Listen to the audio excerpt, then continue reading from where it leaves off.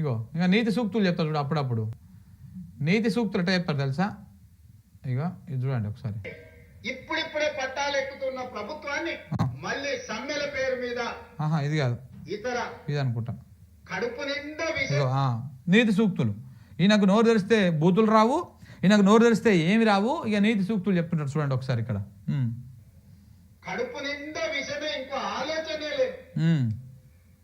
అరే పిల్లలు చేస్తున్నా మరి కొంత సమయం ఇవ్వాలి కదా, 10 ఏళ్ళు మాకు కూడా ఇచ్చారు, వాళ్ళకు 4 ఏళ్ళు చేయండి, మేము కూడా సహకరిస్తాం, మేము కూడా నా అనుభవం ఉంది సూచన చెప్తా, ఇంతగానికి అట్లా చేయండి. నీకు అనుభవం ఒకవేళ వయసు ఉడుకు రక్తం ఉంటే గట్ట కాదు, అనుభవంతో నేను చెప్తున్నాను. ఒక్క మాట నేను చెప్పినా ఇది ఉన్నోళ్ళు చెప్పారు, మీరు అందరు ఇనుంటారు కదా, ఆయన ఏం చెప్తాడు? తిట్టుడు శాపనార్థాలు తప్ప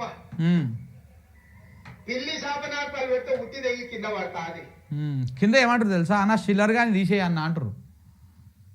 అది మన స్థాయి, గుర్తుపెట్టుకోండి. కింద కామెంట్లో పెడతారు అన్న షిల్లర్ గాని తీసేయి అన్న అని.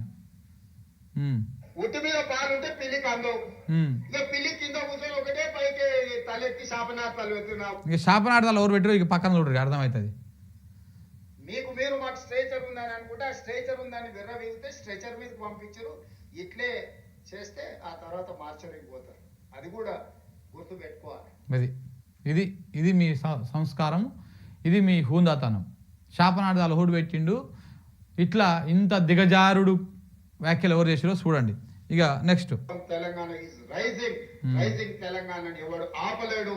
ఎవడైనా ఆపాలనుకుంటే వాళ్ళ కళ్ళు నీ రైజింగ్ రైజింగ్ అంటుంటేనే కరెంటు పోతుంది వస్తుంది పోతుంది వస్తుంది. ఇదే నువ్వు చేసే రైజింగ్. ఇగో ఇదే రైజింగ్. చూస్తురా ప్రజలారా రైజింగ్. ఈయన రైజింగ్ చెప్తుంటే కరెంట్ ఈడ కూడా రైజింగ్ అవుతుంది. అది పోతుంది వస్తుంది, పోతుంది వస్తుంది, డిమ్ వస్తుంది, గట్టిగా వస్తుంది. ఈ రకంగా వ్యవహారం నడుస్తూ ఉంది. ఇది రేవంత్ రెడ్డి గారు రైజింగ్ అన్నమాట.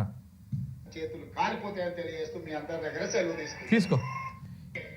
ఇక ఇది పోతే ఏమంటున్నాడు నెక్స్ట్?